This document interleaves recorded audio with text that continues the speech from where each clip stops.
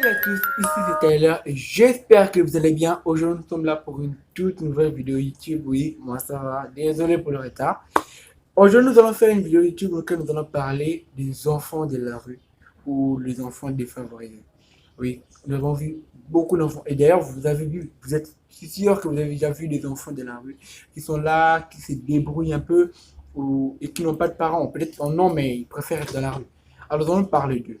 Comment nous avons ou pouvons faire face à ça, à ces phénomènes, à tous ces enfants qui traînent dans les rues. Je fais des petites recherches toujours et j'ai remarqué qu'il y a plein d'enfants dans les rues qui se débrouillent un peu avec, à vendre des petits articles, à laver des voitures dans les parkings. Tout ça sont des petits travaux que les enfants ou ces jeunes font pour subvenir à leurs besoins personnels. Alors, mais à part ça, il y a aussi certains enfants qui sont là, dans les rues, mais au lieu simplement de se débrouiller, se battre un peu, ils sont là pour terroriser les gens, voler, kidnapper, en fait, vraiment de mauvaises choses. Alors il y a ces deux catégories d'enfants dans la rue, et je suis sûr que pour tous les deux, nous comprenons leur situation et nous sommes vraiment tristes pour eux. Alors, ces enfants, comme je viens de dire, qui vendent dans les grands marchés, dans les magasins, dehors des magasins et tout, ils se débrouillent et tout, nous les voyons. Mais nous ne savons pas comment ils sont arrivés là. Alors aujourd'hui, nous verrons. C'est là. Les causes. Alors, vous imaginez, je fais des recherches et j'ai remarqué que plus de 20 000 enfants sont dans les rues. Vous imaginez, plus de 20 000 enfants sont dans les rues à traîner. Juste parce que ils veulent subvenir à leurs besoins naturels comme alimentaires. Alors, comment c'est arrivé pour qu'ils arrivent là, dans les rues? Comment? Vous pouvez vous demander ça, mais Samuel, comment ils ont fait pour arriver là? C'est ça. Ces enfants ont soit été sont soit des orphelins, c'est-à-dire, ben, vous connaissez, soit papa ou maman, ils sont absolument pas là, donc vous êtes mort, ou soit c'est papa qui n'est plus là et qui reste maman. À part cela, il y a les divorces. Oui. Quand les parents divorcent, les enfants ne sont plus à l'aise chez eux, ils préfèrent sortir de la maison et deviennent absolument, ils sont influencés par le monde de la rue, pardon, et sont pris par cela et deviennent absolument des enfants de la rue. À part cela, il y a les enfants déplacés des guerres. Oui, car vous connaissez bien le guerre qui sont à l'Est. Et tous ces enfants, des fois, quittent l'Est pour venir à Kinshasa ou simplement sont des enfants des militaires et tout, que la papa ne sont plus là, qu'on vient dire des orphelins, et ils se débrouillent un peu dans la rue, en trouvant un peu de moyens, en demandant, en mendiant, et nous voyons ces enfants, et c'est sûr que nous avons de l'empathie pour eux, et nous voulons les aider, mais nous ne savons pas quoi faire. Alors, nous allons un peu essayer de parler essayer un peu de voir comment ils sont, et comment ils sont arrivés pour arriver là. Alors, je fais des recherches sur media.net, hein, je pense que c'était là. Et voilà ce que j'ai tombé. Les causes, malheureusement, bien sûr, de cela, des enfants de la rue, c'est premièrement le chômage. Oui, le chômage, car, comme je viens de dire, c'est des enfants. Donc, pas d'enfants sans parents. Donc, à cause du chômage dans notre pays, les parents manquent d'argent pour subvenir aux besoins de leurs enfants. Et les enfants se débrouillent en sortant de la rue.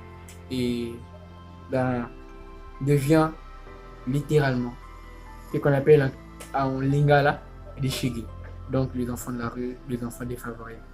Ils sont là à se débrouiller, tout simplement parce que leurs parents étaient totalement au chômage.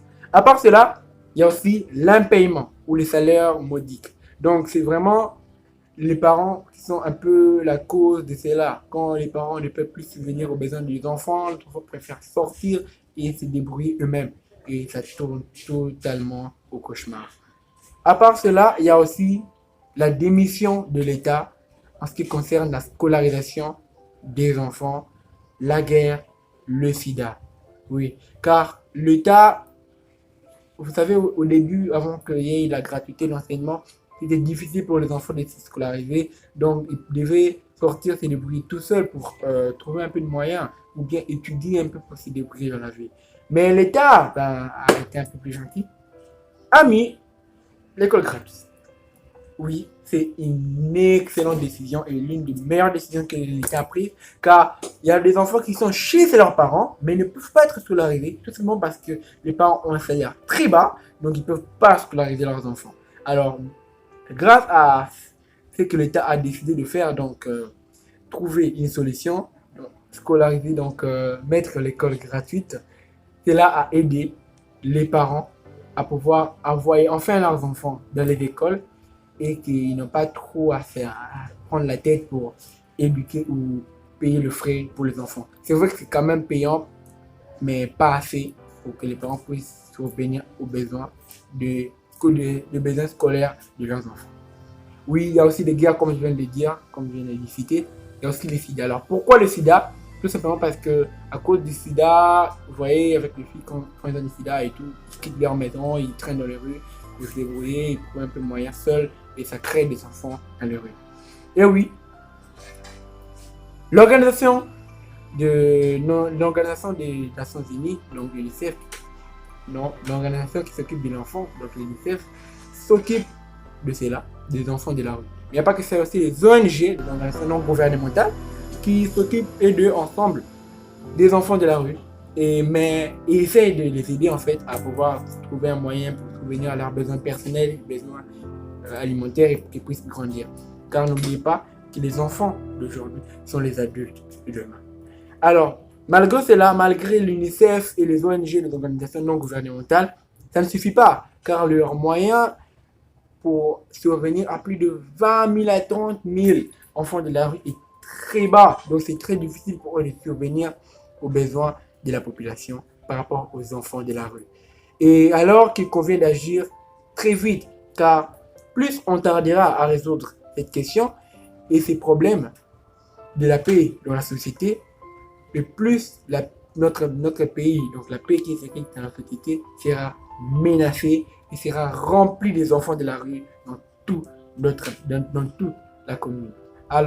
Alors, comme je viens de le dire, les enfants de la rue d'aujourd'hui sont les adultes du demain, sont les adultes du futur.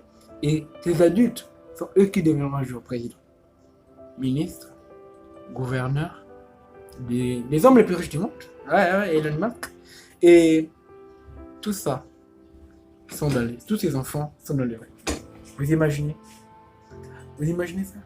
Du coup, on doit vraiment faire tout pour subvenir à leurs besoins. On doit trouver une idée, trouver un moyen pour subvenir à tous ces enfants qui vivent dans les rues. Pour lutter contre ces phénomènes des enfants de la rue, cela demande une volonté politique forte, car c'est la politique du pays, et une indépendance des moyens mis en œuvre pour soutenir cela, avec des ONG et des organisations.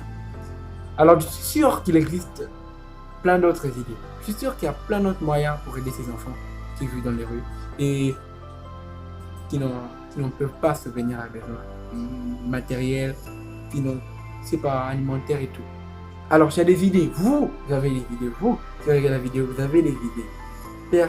Spéciales à vous, oui, des idées exceptionnelles. Vous les avez. Alors, dites-le-moi dans les commentaires. Dites-le-moi dans les commentaires quelles sont les idées que vous avez pour subvenir aux besoins de ces enfants. Oui, il y a des orphelinats, je sais, c'est en train de vous dire, mais il y a des orphelinats, oui, mais vous n'oubliez pas qu'il y a des enfants dans les rues. On n'a pas parlé des enfants qui sont des orphelinats, mais des enfants qui sont dans les rues. Alors, ces enfants-là, quelles idées vous avez pour les aider? Quelles idées vous proposez? Écrivez-moi ça dans les commentaires et on se retrouve la semaine prochaine pour une vidéo encore plus spéciale. Merci beaucoup à ceux qui ont travaillé avec moi. Je dis toujours merci parce que c'est important de remercier de travailler avec vous. Merci beaucoup à ceux qui ont travaillé avec moi. Toujours mon équipe. Il y a toujours Dev. D'ailleurs, merci. Merci. Il y a Henri, toujours là. Merci. Merci beaucoup. Il y a aussi d'autres personnes qui sont derrière. Qui sont avec derrière, comme je viens de le dire. Merci beaucoup à vous d'ailleurs. Merci beaucoup pour tout ce que vous avez fait. Merci pour vos abonnements. Et c'était une toute petite vidéo, hein. J'ai respecté le temps. Merci beaucoup à l'UPC, à mes amis de l'UPC, car ils sont là aussi et ils regardent mes vidéos. On se retrouve l'année prochaine. N'oubliez pas de m'écrire en commentaire. C'est ciao!